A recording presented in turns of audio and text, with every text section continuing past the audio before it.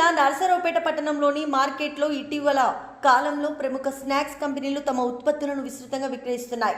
అయితే వాటి నాణ్యతపై వినియోగదారుల్లో తీవ్రమైన సందేహాలు వ్యక్తమవుతున్నాయి. స్థానికులు ఆక్షేపణ ప్రకారం ఈ బ్రాండ్లు ప్రజల ప్రాణాలతో చెలగాటం ఆడుతున్నట్లుగా వ్యవహరిస్తున్నాయని ఆరోపణలు వినిపిస్తున్నాయి.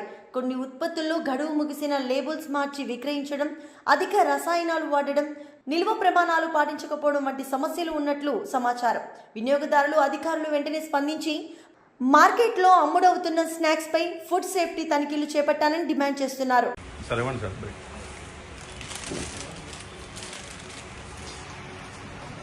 నిన్న నర్సరావుపేటలో కస్టమర్ వచ్చేసి హల్దీగ్రామ్స్ ప్యాకెట్స్ కొన్ని దాంట్లో వచ్చేసి ఒక స్టిక్ వచ్చి దాని కంప్లైంట్ ఇవ్వడం అనేది జరిగింది.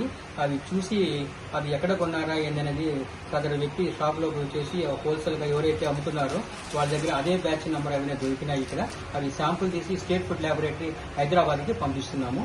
శాంపుల్స్ అయితే లిఫ్ట్ చేస్తున్నాము. ఇది ఏదైనా కనుక అన్సేఫ్ కనుక కానీ ఏదైనా వచ్చిందంటే అనాలిసిస్ రిపోర్ట్ ప్రకారము మళ్ళీ కేసు ఫైల్ చేయడం జరుగుతుంది.